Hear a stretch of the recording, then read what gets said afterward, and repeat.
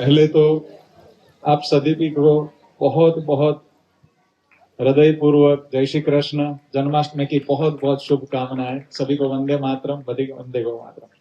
श्री कृष्ण भगवान सूक्ष्म स्वरूप में सब में विराजमान है ही, और उनकी हाजिरी महसूस होती है। और ये हर बार का उनका आशीर्वाद आप सबने अनुभूति किया होगा कि जन्माष्टमी के दिन ये अमी वर्षा होती होती आशीर्वाद स्वरूप में, तो बिल्कुल एकदम, और कार्यक्रम के आजू बाजू ही होती है हमेशा। तो बिल्कुल उनका भी बहुत बहुत धन्यवाद हृदयपूर्वक। और कल्पेश भाई, शर्वरी बहन, और उनमें मैं सभी आचार्य को एक साथ में उनको बोल रहा हूं, ऐसा समझ लेना कि हृदयपूर्वक धन्यवाद सभी आचार्य गण का कि दिन रात मेहनत करके इस उत्सव और हमेशा हर उत्सव को आपने सफल बनाया और भावपूर्वक सबको कार्य करके जोड़ा है।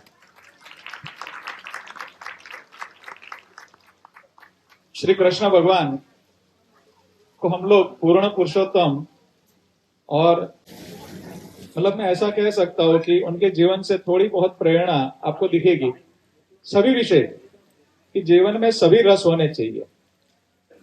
उन्होंने बचपन में गौ माताओं को भी चराया, कृषि भी करी, बांसुरी भी बजाई, रास भी किया, सुदर्शन चक्र भी चलाया, शास्त्र और शस्त्र को भी साथ में लिया, और धर्म को बचाने के लिए, जैसे कल्पेश भाई ने बोला कि धर्म को बचाने के लिए खुद का प्राण भी छोड़ा। तो सच में हमेशा कभी जीवन में जड़ता नहीं होनी चाहिए, वो बहुत स्पष्ट मैसेज उन्होंने उस विषय में से दे दिया है। बिल्कुल हम भी इसी में मानते हैं गुरुकुल में कि लचीलापन हो और बच्चों में सभी रस के साथ उसका सर्वांगीण विकास होना चाहिए। और सभी रस जब साथ में होते हैं तो एक अच्छा पूर्ण जीवन परिवार और समाज को हम प्रस्तुत करते हैं।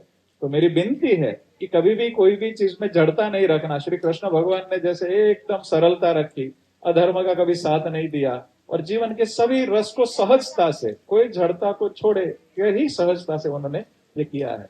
इसी प्रकार गुरुकुल में हमारा यही प्रयत्न है कि बच्चों को सभी विषय उस तरह से परोसे कि उनको पता भी न चले और उनकी क्षमता वहां तक चली जाती है, उनको पता भी नहीं होता है।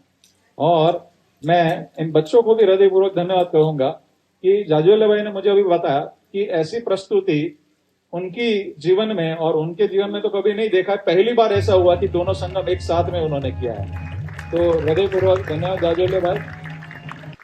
और बोले ये गुरुकुल में ही संभव है, गुरुकुल में ही होता है, बाहर नहीं होता है। तो सच में गौ माता के सानिध्य में और गुरुकुल के इस पवित्र भाव वाले वातावरण में आचार्यों ने बहुत आश्चर्य अनुभव किए, एक बार नहीं बहुत बार किए हैं। तो धीरे धीरे धीरे बच्चों की गति कुछ अलग ही क्षमता में जाती है। और हर जन्माष्टमी में जाने अनजाने में कृष्ण भगवान कुछ आशीर्वाद स्वरूप में हमसे कुछ करवाते हैं। तो हम लोग 8-10 साल से प्रयत्न कर रहे थे कि जैसे संगीत और भजन आपने सुने तो कितना आनंद आया। वाह, बिल्कुल उनका आशीर्वाद पूरी तरह से बरस रहा है।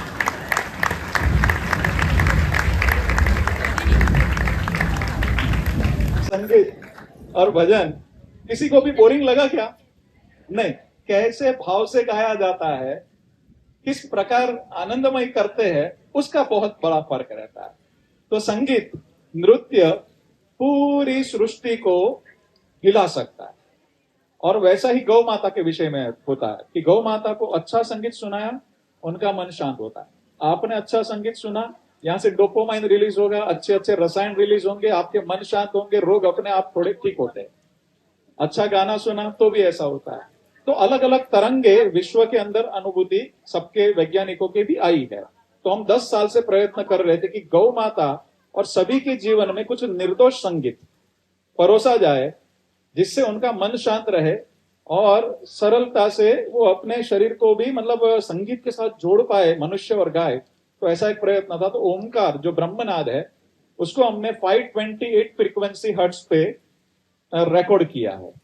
जब वो ओमकार सुनेंगे गौ माता या हमारे पानी के पास भी उसके वाइब्रेशन होंगे तो उसके मॉलिक्यूल्स में भी फर्क आएगा, ऐसा आज का विज्ञान मानता है। तो उस ओमकार को, ओम नमः शिवाय को और कुछ अलग अलग संगीत को हमने पूरे भारत के अलग अलग गौशालाओं में से जब यहाँ पे आते तो बोलते हमको कुछ संगीत दीजिए अच्छा। तो उस संगीत को हम लोग आज रजू करने जा रहे हैं, मतलब आज ही हमने गौ माता के चरणों में वो रजू करके यहीं से लॉन्च होगा कि ओम है तो किस लय में गाना, उसके पीछे पाई 28 फ्रीक्वेंसी चलेगी। तो ऐसा लेस्टर यूनिवर्सिटी में भी अभ्यास हुआ है कि धीमा अच्छा संगीत गौ माता को सुनाया, उसका दूध बढ़ा, उसके रोग कम हुए, मन की शांति अलग प्रकार की हुई, उनके तनाव कम हुए गायों के अंदर। और जब उसको हार्ड म्यूजिक कंटिन्यू सुना गया तो तनाव बढ़ा। तो हार्ड म्यूजिक थोड़ी देर के लिए ठीक है, शादी ब्याह है कुछ के लिए थोड़ी देर 15-20 मिनट, लेकिन 24 घंटा हार्ड म्यूजिक आप नहीं सुन सकते, ठीक है ना। तो ऐसे ही 24 घंटा गौ माताओं के बीच में क्या आप प्ले कर सकते हो, घर पे क्या प्ले कर सकते हो, ऐसे संगीत हमने अलग अलग रिकॉर्डिंग करके किए हैं। तो मैं उस संगीत को आज ही अपन लॉन्च करेंगे। उसके अंदर हम लोग ने थोड़ी बांसुरी को जोड़ा है, फिर कुछ दो संगीत ऐसे सिर्फ गौशाला में बजाए जाएंगे और बाकी सब अपन घर पे भी प्ले कर सकते हैं। तो आप भी जब अच्छा संगीत सुनेंगे, आपके आजू बाजू पानी के अंदर, मैंने बोला ना, वो भी साइंटिस्टों ने अभ्यास किया कि पानी के आजू बाजू जो संगीत बजता है, वृक्षों को जब संगीत सुनाया जाता है तब उनकी भी स्थिति बदलती है, उनके विकास में भी फर्क आता है। पहले मैं बोलता हूं, पहले पौष्टिकता सबका फर्स्ट रिक्वायरमेंट है। मनुष्य हो, गाय हो, वनस्पति हो, बैलेंस भोजन चाहिए। वनस्पति है तो गोबर से लेकर चाहिए, हमें चाहिए तो हमें कार्बोहाइड्रेट न्यूट्रिशन से लेकर के सारा प्रोटीन से लेकर बैलेंस भोजन चाहिए और पाच्य चाहिए। ऐसे ही गौ माता को अच्छा भोजन चाहिए, उसके बाद में जो संगीत है, उसके बाद में जो यज्ञ है, उसके बाद में मंत्रोच्चार है, वो सोने में सुगंध होता है। तो कभी भी संगीत या मैं कुछ भी बोलूं तो ऐसा नहीं समझना कि ये किया तो सब अपने आप हो जाएगा। तो पहले तो गौ माता की सेवा निश्चित करना है, उसके अंदर संगीत जुड़ा तो वो और अच्छा हो जाएगा। तो हितेश भाई जिन्होंने संगीत में मदद किया है, हितेश भाई, हाँ हाँ हितेश भाई आओ अपनी टीम साथ पधारो। संदीप भाई आप एक बार आइए। हाँ, संदीप भाई और हितेश भाई ने ये संगीत के अंदर बहुत दिन रात मेहनत की है। रुद्र भाई आप भी आइए, क्योंकि संदीप भाई कल रात को लगभग 2:30 बजे तक तो ये जाग रहे थे, आज सवेरे जो 5 बजे भी उनका मैसेज आया था कंटिन्यू हो इस प्रकार इसको लेकर के जाना। तो बिल्कुल हितेश भाई आपका बहुत बहुत धन्यवाद कि आप सभी टीम वर्क करके सब लोग ने सहयोग दिया है। संदीप भाई आप भी पधारिए। और एक विनती है कि कल्पेश भाई और शर्वरी बहन और जाज्वल्य भाई, देवत भाई, आप सबने संगीतों को मतलब साधना में ही बनाया, तो आप सभी के हाथों से इसका शुरुआत हुए। तो एक बार प्ले करके हम एक बार शुरू करेंगे। जाज्वल्य भाई आओ, देवत भाई एक ग्रुप बनावी तो एक तो कड़ी खाली उसकी सुनेंगे। और जाजुल्य भाई, आप, देवत भाई, हितेश भाई, आप सभी हाथ वहां पे, कल्पेश भाई आप वहां पे क्लिक करके इसको शुरुआत करिए। आइए पधारिए। देवत भाई आपने पूरा जीवन समर्पित किया है संगीत और भजन को, नृत्य को, सभी को, तो आपका ही अधिकार पहले है। कोई साधना में भी उसका उपयोग कर सकता है, योग में भी कर सकते हैं, ध्यान में भी कर सकते हैं।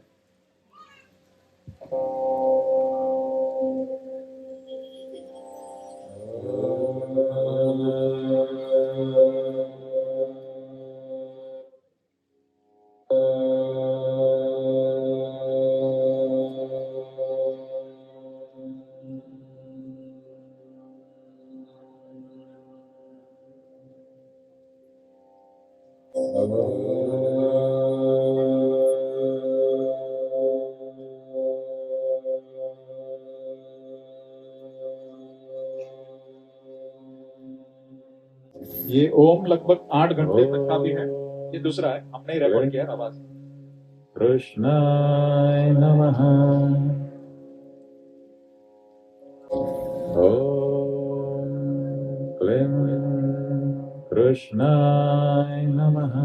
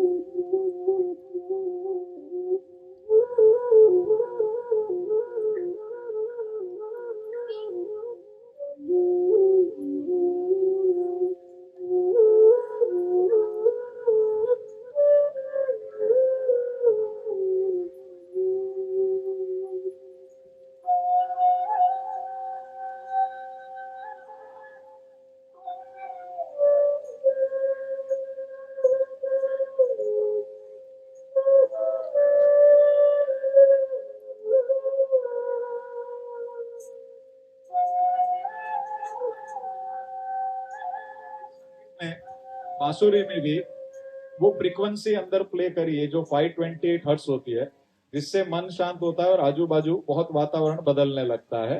तो बिल्कुल इसके लिए आप सभी का हृदयपूर्वक धन्यवाद। बांसुरी में रुज भाई ने मदद की है, उसके लिए भी उनको धन्यवाद, बहुत बहुत धन्यवाद आप सबका, हितेश भाई सबका। बस मैं यही कहूंगा कि हमारे आचरण में धर्म हो जाए। मैं हमेशा एक विनती करता हूं कि हमारे आचरण में गौ सेवा आ जाए। आज से हम तय करें गाय आधारित अन्न जिसने पकाया वही अन्न खरीदेंगे, तो वो गाय वाले को सपोर्ट हो जाएगा। दूध गाय का ही खरीदने का प्रयत्न, देखिए यहाँ का खरीदना जरूरी नहीं है, जो अपने वतन में गाय रखता है उनको सहयोग कर दीजिए, तो वो गाय बच जाएगी। धूप बत्ती करेंगे तो गाय आधारित करेंगे, दीपक जलाएंगे तो घी उसमें गाय का ही जाएगा, तो अपने आचरण में गौ सेवा हो जाए। उसी प्रकार आज से तय करें कि हमें अलग अलग देश कभी भी आकर के कुछ भी धमकी देके जाते हैं, तो मेरी विनती है कि हमारा स्वाभिमान जगना चाहिए। आज के बाद हम तय करें कि हम भारत की सारी चीजें खरीदने का प्रयत्न करेंगे, और कभी कोई ऐसी टेक्नोलॉजी की जरूरत पड़ी तो हमारे मित्र देश से खरीदेंगे। तो कोई हमको गंद दिखाएगा वो नहीं चलेगा। तो वो स्वाभिमान से खड़े होने के लिए हमको 140 करोड़ लोगों को एक फ्रीक्वेंसी पे आना चाहिए। तो मेरी विनती है कि हमारा देश स्वाभिमान से खड़ा होना चाहिए। तो श्री कृष्ण भगवान ने हमेशा महत्व दिया है कर्म, ज्ञान, भक्ति, श्रद्धा, संगीत, सभी प्रकार से, मतलब कार्य खूब करना है। कार्य उनको बहुत प्रिय है, गाय को खुद चराने जाते थे। तो उसी प्रकार खेती, बलराम भगवान ने खूब मेहनत का संदेश दिया है, खेती बहुत करनी है, उत्तम खेती, मध्यम व्यापार, कनिष्ठ नौकरी बोला है। तो बिल्कुल पहले हमें खूब कर्म करना है, साथ में भक्ति रस हो, साथ में दूसरे रस हो, तो स्वाभिमान से हमको खड़ा होना है और पूरी दुनिया को सही संदेश देना है। तो उस पर हम लोग काम करेंगे। और आज ही हम एक दूसरा चीज लॉन्च करने जा रहे हैं, तो वो इस प्रकार का एक आटा बनाया है कि हमें हमारे शरीर के वजन के हिसाब से 1 ग्राम प्रोटीन चाहिए अप्रोक्स। कि हमारा 70 किलो वजन है तो लगभग 70 ग्राम प्रोटीन चाहिए होता है, लेकिन वो पाच्य स्वरूप में चाहिए होता है। तो मैं आधुनिक स्वरूप में बोलने का प्रयत्न करता हूं कि आयुर्वेद नहीं, आयुर्वेद को साथ में लेकर के उसके आशीर्वाद से आधुनिक टर्मिनोलॉजी को कैसे ठीक किया जाता है। तो जनरली हम आटा खाते हैं, उसमें 7 से लेके 8% प्रोटीन होता है। हमने एक आटा ऐसा बनाया कि जिसमें 30% प्रोटीन होगा, 30 के आजू बाजू। फिर आपने दही खाया, मैं कृष्ण भगवान ने क्या बात करी थी उसको जोड़ने का प्रयत्न कर रहा हूं कि दही उन्होंने बहुत बोला, छाछ उन्होंने बहुत बोला, मक्खन बहुत बोला। तो दही कौन सा, छाछ कौन सा? तो 1 गिलास दही है, उसके अंदर आधा गिलास पानी डाला और जो छाछ बनाई वो छाछ सही, उसके अंदर जीरा वगैरह मसाला डाल के पिया, तो 1 गिलास में लगभग 8 ग्राम प्रोटीन आ जाएगा। और सबसे पाच्य होता है। हमारे भोजन में से सात्विक प्रोटीन चला गया, हम खाली रोटी खा रहे, दूसरा कचरा खा रहे, इसलिए हम डाउन हो गए। आइए गोपाल भाई, स्वागत। तो गोपाल भाई बहुत अच्छे वैज्ञानिक मित्र है और हमारे हृदयपूर्वक स्वागत है आपका भी, बहुत बहुत स्वागत है भाई साहब। तो दही और दूध के अंदर 1 लीटर दूध में 32 ग्राम प्रोटीन होता है।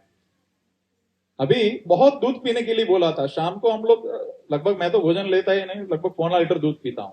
तो आपने कभी भी दूध चालू किया अच्छे से पीना, रात का भोजन छोड़ दिया, और कृष्ण भगवान और सबने जो दूध, दही, घी, मक्खन खाने का जो विधान बोला था उसका मैं कैलकुलेशन करवाता हूं कि आपने 1.25 लीटर दूध पिया तो आराम से 24 ग्राम प्रोटीन आ जाएगा, आधा लीटर पिया 16 ग्राम प्रोटीन आ जाएगा, 2 गिलास छाछ पिया सवेरे और दोपहर मिलके तो आपको उसमें से 16 ग्राम प्रोटीन मिल जाएगा। तो हो गया प्रोटीन। फिर फैट, घी कर्ज करके भी खाना चाहिए, ऐसा बोला ना शास्त्रों में। तो घी, अगर हमने अच्छा फैट खाया, बुरा फैट खाया तो पता है क्या दिक्कत होती है। तो घी खाने के लिए जो बोला गया, तो घी अगर खाया तो दूसरे विटामिन, मैक्रो माइक्रो न्यूट्रिशन शरीर में अवेलेबल फॉर्म में होते हैं। विटामिन डी भी सूर्य प्रकाश से तब अवेलेबल फॉर्म में होगा जब आपने फैट अच्छे से खाया होगा। तो कौन सा फैट खाना, तो बोले घी। तेल खाना तो कच्ची घानी का ही, अगर आपने बाहर का तेल खाया तो फायदे की जगह नुकसान होगा। मेरी विनती है कि 1 लीटर तेल खाते हैं तो भले 1/4 लीटर खाना, लेकिन कच्ची घानी का खाना, नहीं तो पाम तेल मिलावट वाला आएगा, आपके शरीर में ब्लॉकेज आएंगे। इसी प्रकार मक्खन जैसा दुनिया में एक भी टॉनिक नहीं। तो ये तीनों चीज जोड़ के हजारों साल हम श्रेष्ठ रह पाए थे, तो गाय का पक्ष चला गया, इसलिए ये दिक्कत हो गई। तो आज जन्माष्टमी के दिन ही मैं कहूंगा कि भरपूर मात्रा में घी, दूध, दही, छाछ, मक्खन लेना है और सात्विक तरीके का बैलेंस भोजन आयुर्वेद के हिसाब से अगर हमने किया तो हम सक्षम मन और तन दोनों प्रकार से होंगे, तो हमारी अगली पीढ़ी का डीएनए सुपीरियर होगा, कभी डाउन नहीं होगा। तो इसी प्रकार बस आज मैं ज्यादा इतना बात नहीं करूंगा, पर उसके उपयोग करने के लिए कभी भी यहाँ पे वैद्य को संपर्क कर सकते हैं। वो पूरा डाइट चार्ट आपको कर देंगे, हम उसको भी वीडियोस थोड़े समय में अभी लॉन्च करेंगे कि किस प्रकार आपने भोजन को बैलेंस किया तो आपके मन और तन दोनों तंदुरुस्त हो जाएंगे। तो बिल्कुल इसलिए मैं धन्यवाद कहूंगा संदीप भाई और सबने कि दिन रात हम लोग ने प्रयत्न किए हैं। और भूपेश भाई,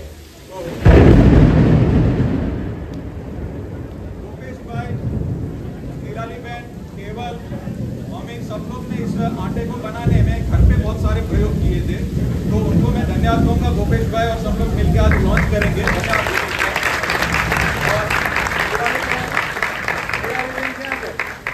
निराली बहन, धन्यवाद कि आपने भी इस आटे को अवेलेबल फॉर्म में कैसे बनाना, उसमें अंदर बैंस हमने ये डाला हुआ है। अच्छा, बिना माइक के कुछ करेंगे।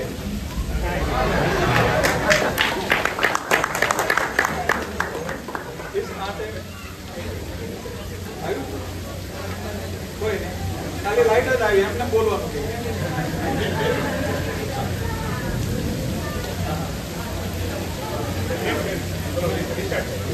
हरिओम हरिओम। इस आटे के अंदर डेंस फॉर्म में त्रिपला से लेकर, मतलब त्रिपला को त्रिपला रस पिलाना, वापिस सुखाना, वापिस पिलाना, वापिस सुखाना, वापिस पिलाना, वापिस सुखाना, हाईली डेंस करके उसके अंदर डाला है। तो जो खाया वो अवेलेबल फॉर्म में होगा। थोड़ा खर्चा हमको लगता है बनाने में, लेकिन वो खाने के बाद एक ही महीने के अंदर एनर्जी पूरी बदल जाती है। तो ऐसी बहुत सारी चीज आयुर्वेद और गौ माता और कृष्ण भगवान के आशीर्वाद से हम लोग ने आज के दिन ही लॉन्च करने का तय किया। तो निराली बहन, आपका बहुत बहुत धन्यवाद। केवल आपका भी बहुत धन्यवाद कि दिन रात इस प्रक्रिया में आपने बहुत मदद किया। और गोपाल भाई, आपका बहुत धन्यवाद कि साइंटिफिक एनालिसिस के लिए आपने मदद किया। तो ये मैं उनको विशेष धन्यवाद कहूंगा कि रिपोर्ट्स वगैरह हम लोग मिलकर करते हैं। धन्यवाद गोपाल जी। बस आखिर में मैं वही कहूंगा कि कृष्ण भगवान ने, मैं हमेशा कहता हूं कि सबसे ज्यादा सम्मान गौ माता को दिया, शिव जी ने दिया। तो बिल्कुल उनको पूछा गया था आपको आनंद सबसे ज्यादा कब आया, तो बोले मैं छोटा था, नंगे पैर चलाने जाया था गौ माता को, गौ धोड़ी वेला जब वापिस आता था, वो मेरे पूज्य गौ माता के पैरों से जो गौ धोड़ी उड़ के मैं नहा जाता था, वो गौ धूली से, वैसा आनंद कभी नहीं आया, वैसा आनंद कभी नहीं आया।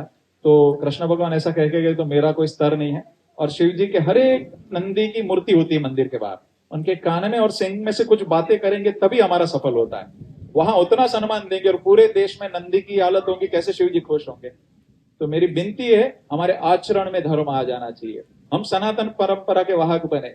शिव परंपरा, कृष्ण परंपरा, सभी अलग अलग परंपराएं हैं, सब लोग एक ही पार्ट है। तो मेरी विनती है, सब लोग मिलके सनातन की सच्ची सुगंध को पूरी दुनिया में सात्विक तरीके से आगे बढ़ने का हम काम करेंगे। और बच्चों को मैं विशेष एक बार धन्यवाद कह दूंगा कि पूरे आयुर्वेद के सभी ग्रंथों में से सभी नॉनवेज, सभी मांसाहार को हटा के एक सात्विक ग्रंथ रजू कर दिया हजारों पत्तों का। तो उन बच्चों को धन्यवाद की दिन रात मेहनत करके आपके लिए कार्य किया।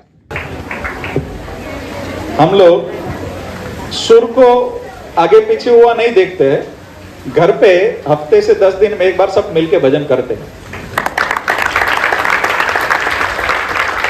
और भजन के साथ साथ सात्विक फिल्मी गीतों को भी गाते हैं, वो भी मैं कह देता हूं। हाँ, सच में। तो भजन कीर्तन सब घर पे एक बार सब परिवार के साथ जब करते हैं तो उसका एक आनंद अलग होता है। तो ये आज हम किस प्रकार से घर पे करते हैं, ये मैंने बोला, जिनको इच्छा है परिवार में कर सकते हैं। तो मैं आज ये मैसेज देना चाहता था और परिवार को धन्यवाद कहना चाहता हूं कि सब लोग परिवार में एक बार मिलके भजन कीर्तन के अच्छी बातें करी। परिवार में एक बार हमारी घर पे मीटिंग होती है, एक विषय पे सब लोग चर्चा करते, एक दूसरे को समझना, कोई दिक्कत है तो एक दूसरे को सहयोग देना, हुंफ देना। तो ये हर परिवार में भारत में पहले होता था। तो मेरी विनती है कि परिवार में ऐसा बॉन्डिंग हो, मित्रता में ऐसा बॉन्डिंग हो। ये गुरुकुल अभी एक परिवार ही है, तो बिल्कुल ऐसा कभी कभी हम लोग मिलके यहाँ पर भी कर सकते हैं, महीने में 1 आध बार या 2 बार कभी भी, या प्रसंग ऐसे भी कर सकते हैं। तो एक दूसरे के साथ मिलके बहुत आगे बढ़ सकते। तो मैं आखिर में धन्यवाद कहूंगा सभी का कि आप सभी वालीगण ने हमेशा इस गुरुकुल को परिवार समझा है। तो ये गौ परिवार है हमारा, हम एक मिलके रहते हैं और प्रकृति का चिंतन करेंगे, गौ माता का चिंतन करेंगे, देश का चिंतन करेंगे, बहुत अच्छे से कार्य करेंगे तो मेरे ख्याल से कृष्ण भगवान बहुत खुश होंगे।